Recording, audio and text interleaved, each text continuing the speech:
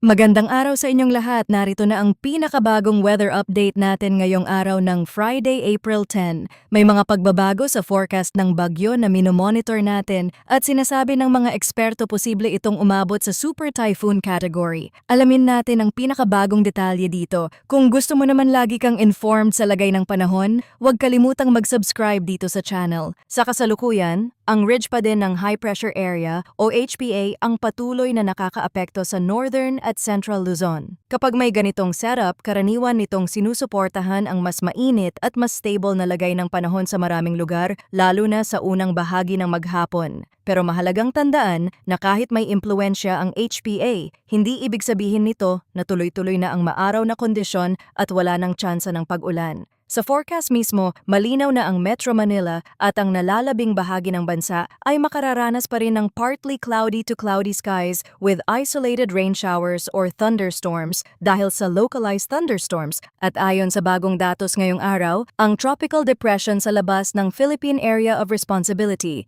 ay nakita sa layong 2,705 kilometers silangan ng northeastern Mindanao. Taglay nito ang maximum sustained winds na 55 kilometers per hour at mga pagbugsong umaabot sa 70 kilometers per hour. Sa ngayon, ang pagkilos nito ay halos stationary o halos hindi gumagalaw. Mahalaga ang bahaging ito dahil kahit malayo pa ang sistema sa bansa, ang katotohanang may umiiral ng tropical depression sa silangan ay sapat na dahilan para mas pagtuunan ito ng pansin, lalo na kung may mga susunod pang model forecast na nagpapakitang pwede itong lumapit sa ating area of responsibility. Para sa Metro Manila at sa nalalabing bahagi ng bansa, ang pangkalahatang tema ng lagay ng panahon ay pabago-bago. May mga oras na maaliwalas ang kalangitan at tila panatag ang panahon, pero sa tanghali hanggang hapon, lalo na kapag mas umiigting ang init, tumataas din ang tsansa ng thunderstorm. Hindi ito nangangahulugang maliit na bagay lang ang ulan o hindi na dapat paghandaan. Ang ibig lamang sabihin nito ay hindi sabay-sabay at hindi pantay-pantay ang magiging epekto ng pag-ulan sa bawat lugar. May mga lugar na mananatiling tuyo at mainit sa buong maghapon, habang may ibang lugar naman na pwedeng makaranas ng malakas na buhos ng ulan sa loob lamang ng maikling oras. Kaya sa ganitong uri ng panahon, hindi sapat na tingnan lang ang lagay ng kalangitan sa umaga para sabihing ganoon na rin ang sitwasyon hanggang gabi. Sa Metro Manila, ito yung mga araw na madaling makapanlin lang. Maaring sa umaga ay maayos ang sikat ng araw at iisipin ng marami na tuloy-tuloy na ang magandang panahon. Pero pagdating ng hapon, lalo na kapag mas ramdam ang init at mas mabigat ang pakiramdam ng hangin, pwedeng biglang kumapal ang ulap at magkaroon ng thunderstorm sa ilang bahagi ng lungsod. Kaya para sa mga commuter, rider, empleyado at sa lahat ng may lakad sa labas, mas mabuting huwag kalimutan ang pagdadala ng payong o kapote. Kahit hindi ito malawakang sama ng panahon, sapat pa rin ang isang severe thunderstorm para magdulot ng pansamantalang pagbaha sa mabababang lugar. Ganito rin ang paalala sa nalalabing bahagi ng bansa. Dahil localized thunderstorms ang sanhi ng posibleng ulan, pwedeng magkaiba ang maranasan kahit sa magkalapit na lugar lamang. May bayan na mananatiling mainit at tuyo, habang ang katabing lugar ay pwedeng magkaroon ng biglaang buhos, kaya hindi sapat na umasa lang sa nakikitang lagay ng panahon sa isang oras ng araw. Kapag napansin ninyong mas umiinit ang paligid, mas mabigat ang hangin, at unti-unting dumadami ang mga ulap, pwede iyong senyales na may thunderstorm na nabubuo. Pagdating naman sa hangin at kondisyon ng karagatan, sa buong Luzon, inaasahan ang mahina hanggang katamtamang lakas ng hangin na magmumula sa silangan hanggang timog silangan. Ang coastal waters dito ay slight to moderate na may taas ng alon na nasa 0.6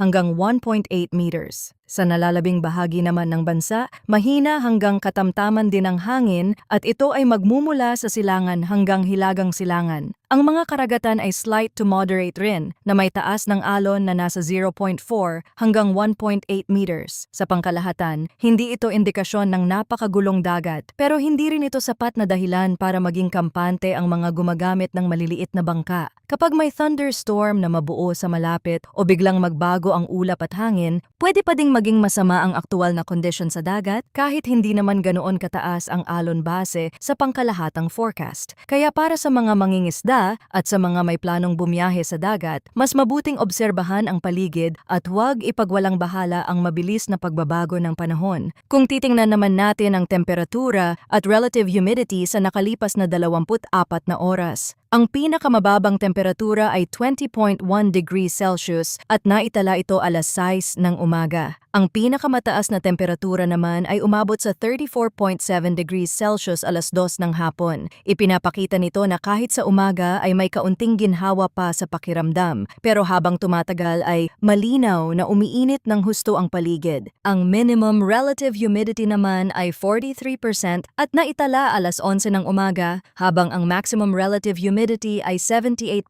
alas 5 ng umaga. Kapag pinagsama ang ganitong antas ng init at halumigmig, mas mabigat sa pakiramdam ang panahon lalo na sa tanghali hanggang hapon at mas mabilis ding mapagod ang katawan kahit sa karaniwang gawain lamang. Ngayon, dumako tayo sa latest tropical cyclone update tungkol sa posibleng galaw ng tropical depression sa mga darating na araw. Base sa mga model forecast na nakikita na ang sistemang ito ay posibleng pumasok sa Philippine Area of Responsibility sa mga susunod na araw at kapag nangyari yon ay bibigyan ito ng local name na Kaloy. Habang ito ay lumalapit, patuloy din itong mag-i-intensify at posibleng umabot sa typhoon category o mas mataas pa. May mga nagsasabi na posible ito ang unang super typhoon na pumasok sa loob ng Philippine Area of Responsibility. Kapag ang isang tropical depression ay inaasahang lalakas ng ganito, mas lumalawak ang pwedeng maging impluensya nito sa lagay ng panahon sa bansa kahit hindi pa man tiyak ang mismong dadaanan nito. By next week ay lalapit ito sa may Northern Luzon. Sa puntong ito, mahalagang maging malinaw ang pagbasa sa forecast. Ang paglapit sa Northern Luzon ay hindi pa katumbas ng siguradong landfall. Sa ngayon, hindi pa ito nakikitang magla-landfall sa kalupaan dahil ang sinasabi ng mga forecast ay kikilos ito pahilaga, ibig sabihin sa kasalukuyang tingin ng models, mas nakikita ang sistemang gumagalaw pa itaas at hindi pa diretsyong tumatama sa lupa pero kailangang idiin na ang kawalan ng landfall signal sa ngayon ay hindi dahilan para maging kampante. Sa weather forecasting, lalo na sa mga sistemang malayo pa at may panahon pang lumakas, napakarami pang pwedeng magbago sa track, bilis at lakas nito. Dahil may kalayuan pa ang nasabing bagyo, marami pang pwedeng magbago sa kilos at galaw nito sa mga susunod na araw. Pwedeng mag-iba ang direksyon, pwedeng bumilis o bumagal ang pagkilos, at pwede ring magbago ang eksaktong layo nito sa kalupaan habang nadaragdagan ang bagong datos. Kaya kahit sa ngayon ay hindi pa ito nakikitang magla-landfall, malinaw na hindi pa sarado ang posibilidad ng pagbabago sa forecast habang mas lumilinaw ang mga susunod na model run at bulletin. Ito ang dahilan kung bakit hindi dapat maging kampante ang publiko. Minsan kasi kapag narinig na walang landfall sa kasalukuyang forecast, nagiging kampante agad ang iba. Pero sa ganitong sitwasyon, mas tamang manatiling alerto at unawain na ang outlook ay maaari pang magbago habang lumalapit ang panahon.